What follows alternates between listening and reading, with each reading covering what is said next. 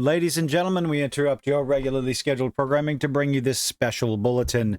There's something happening in the entertainment industry across video games and TV shows and movies where you have far more influential and popular people are getting on board with some of the talking points that channels like mine and other fans, we say actual fans, we'll say long-time fans of popular franchises, whether it's video games, TV shows, and movies. See, I repeated myself again. They're using the same talking points as us when talking about the problems in the industry, and nothing could be more so the case right now. We got this article over from that Park Place. Elon Musk regurgitates the same thing that we've been saying for years, calls video game journalism garbage. Welcome to the party, Elon, as struggling industry lashes out to defend itself, because that's what a dying animal does in its last throes of agony, reaching out for some sort of, way to defend itself I'm repeating myself. Elon Musk has once again triggered the gaming industry, the gaming press, so-called press, this time with a single post on X, which is usually what the troll does. And I'm not saying that as a bad thing, because I love Elon Musk. I love his tweets. I love his posts, and I hope they never stop.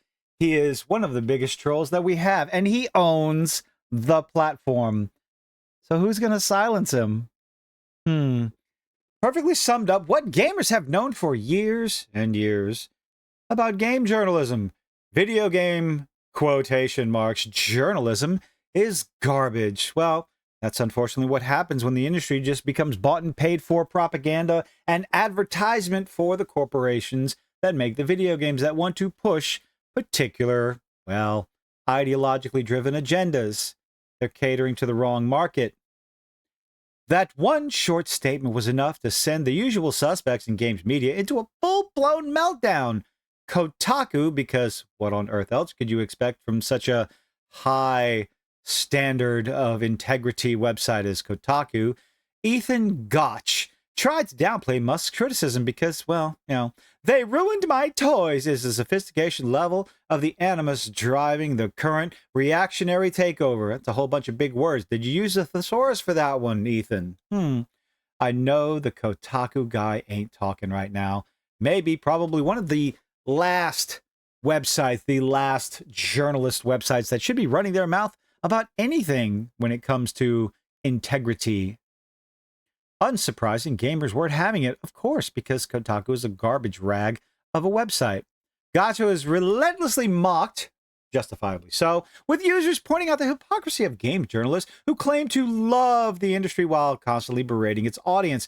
You have an entire website, multiple websites across the industry, whether it's Kotaku, Polygon, IGN, continuously writing hit piece after hit piece after hit piece, insulting your target audience. What on earth did you expect would happen? Lack of respect? Former Kotaku senior editor and failed cam girl, who knows what she'll go back to. How'd she get into the industry? Oh, never mind. Alyssa Mercante also chimed in with a sarcastic, "Someone is angry." I thought you left Twitter, X. Didn't you leave? How many times now? Proving once again that many in the gaming press would rather sneer at criticism than engage with it, because they have nothing to engage with. They are failures at their job. They get into the journalistic industry through the gaming industry because they want to get some, experience under their belt to move on to more political avenues, which is a bit ridiculous. Go start a different website or go try and work for an actual political website. Take your nonsense, your agendas, your jacktivism, and go somewhere else. And let someone who enjoys playing video games, who loves the industry, who respects the customer, to come along and write these articles for us. Video game journalists weren't always that bad. This is true. They actually used to be a little bit of respect for, again, potential customers. Then came Gamergate. I do wonder, because if you didn't know, depending on who you listen to, Gamergate was either a misogynistic attack on women in video games because we don't want you to play with our toys, which is complete and total bullshit. We would love everybody to play the video games, because the more people that play the video games, the more people that buy the video games, and the more people that buy the video games, the more the companies make the video games.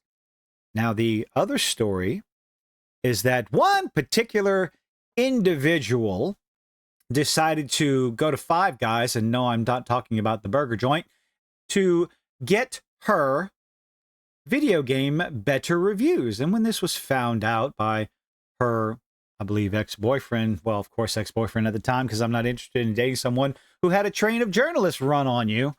Well, the story got out there, and gamers started to complain, started to, well, voice their displeasure on the possibility of a conflict of interest when it came to all these reviews. And, well, everything flipped on its head. And that is a problem that we see permeating throughout the industry to this day. The lack of integrity, the continuous advertisements for your positive reviews. Oh, they're not getting paid, but maybe they get a little extra advertising dollars on their website if they make a positive review. The more positive, the better. Conflict of interests. 2014 movement, which began as a call for ethics in video game journalism, was immediately reframed by the mainstream press as a harassment campaign, almost like we're going through right now with the Gamergate 2. The difference between then and now is that, well, let's be honest, this man up here, who told Disney to go fuck themselves, owns the platform. So you have a lot of criticism, a lot of voices that aren't being silenced as they used to be. And you have a lot of people fleeing because they think X is now one-sided, even though, well, everybody can run their mouths. No one's being censored. No one's being chased off the platform. You have opinions and information that is being sent out there for everyone to read, everyone to see, and everyone to make their own decisions. And, well, the mainstream really doesn't like that. They want you to get the information from them and them alone, the so-called trusted sources. Well, it's been found out over and over again that these so-called trusted sources are anything but. And they're crying, they're floundering, they're in their death throes. The gaming press faced renewed scrutiny in the rise of Gamergate 2, which reignited discussions about bias and corruption. It never went away. The biases never went away. The corruption never went away. It changed names.